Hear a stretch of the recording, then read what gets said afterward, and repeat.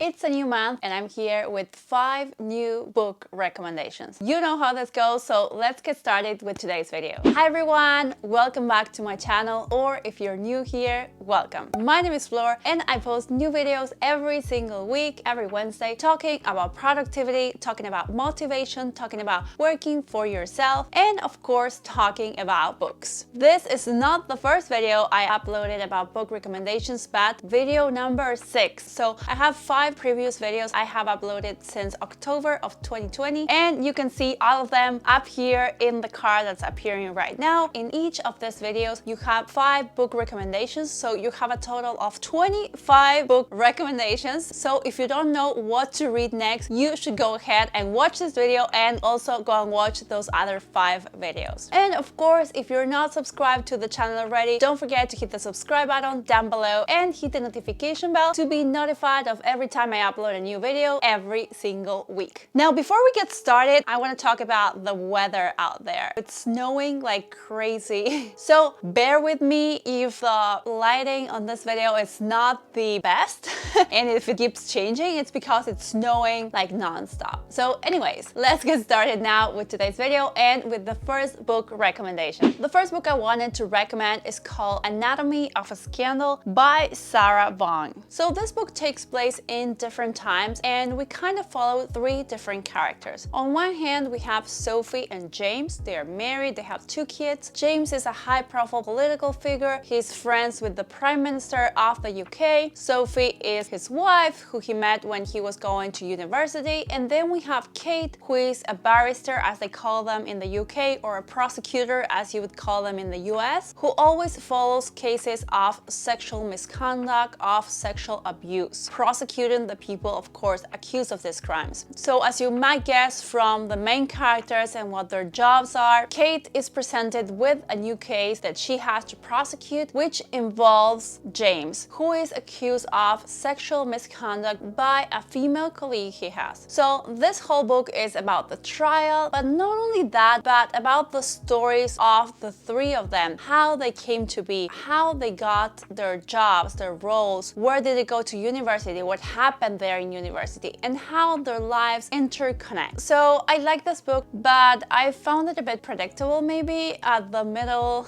or end, and because of that I wouldn't rate it 5 stars, but I think the idea of the book is good. I think the plot is great, characters I think are well developed. So overall I would recommend it if you like reading about trials or crimes. Go ahead, read this one, and I think you're gonna like it. And it's becoming a TV show soon, so if you like book adaptations, this is a great choice. The next book I wanted to recommend is called Daisy Jones and the Six by Taylor Jenkins Reid. So you already know I read another book by Taylor Jenkins Reid, which is called The 7 Husbands of Evelyn Hugo. The review for that book will be linked up here, so you can go and watch it if you haven't watched it already. And you already know I love that book. It was probably my favorite book of 2020. So I had been postponing reading Daisy Jones and the Six for months, but after reading The 7 Husbands of Evelyn Hugo, I said I have to give this book a try. It's another book by the same author, so I'm probably gonna like it. And I was not wrong. I really like this book. First of all, it's very original. It tells a story of this music band called Daisy Jones and the Six, which is of course a young woman named Daisy Jones and 6 other band members, which have concerts together, go on tours together. And you already know they have broken up by the time the book begins. And this book is told in a very special and unique way, which is by different interviews. So each of the members of the band is giving their own version of the facts of the things that happened from the very beginning of the career of Daisy Jones, as well at the beginning of the career of the Six, and then how they got together as a group, how they went on tour, and everything that happened and why they split up in the end. So although you already know what's going on and what's gonna happen in a way, I think the way the story is told, where everyone says what they remember or what they thought happened or how they thought things went down and how the stories differ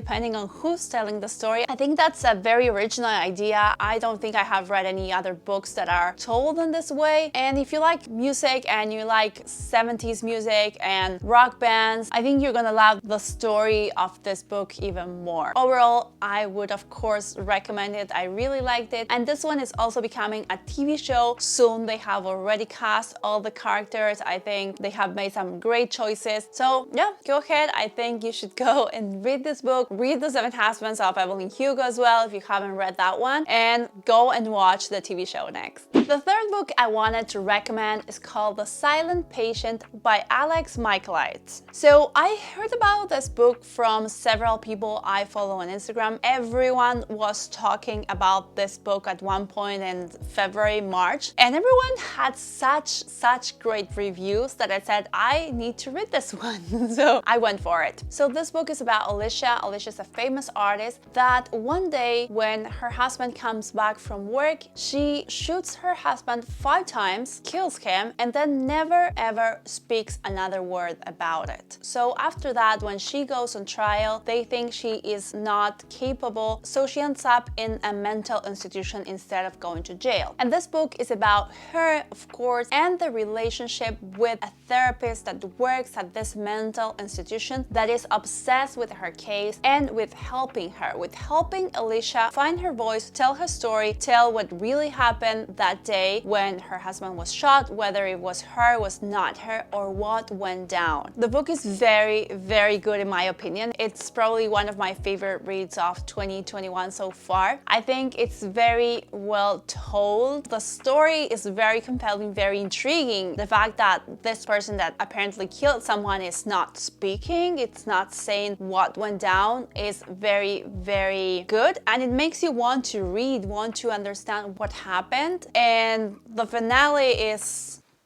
chef's kiss, as you would say. For me, I did not see it coming at all. The final 2 or 3 chapters were a real shock in the best way. So I really like this book. I don't know if this one's becoming a movie or TV show soon, but you should totally read the book. Anyway, it's very good. The fourth book I wanted to recommend is called Something in the Water by Catherine Steedman. Well, let's begin by saying that the premise of this book is very good. I didn't like it that much.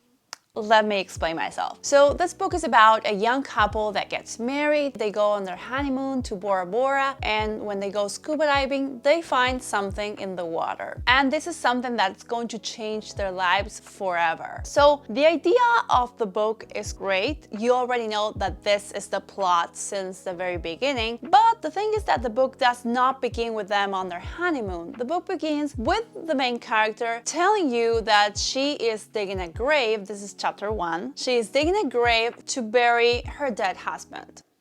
So, you know the husband said, you know they're gonna find something on their honeymoon, but that doesn't happen until like the middle of the book. So I was like going through the first chapters like, when are you going on your honeymoon? When are you going to find something in the water? I already know your husband is gonna end up dead because that's the very first chapter. So I feel like it starts great because, you know, she is burying her dead husband. So, you know, something went really wrong. But the whole point of the book, the thing they find in the water, you don't find out what that is until like the middle of the book, and then everything goes, I wouldn't say pretty bad since that moment. I don't think the author does a great job at explaining what the character is feeling, thinking. Everything becomes a mess, and at one point it really feels like, and I'm not alone with this one, I know a lot of people on Goodreads think the same, it's like she puts like a whole description about a gun, like feels like she copied and pasted that from Wikipedia, and I'm like, what am I reading, you know?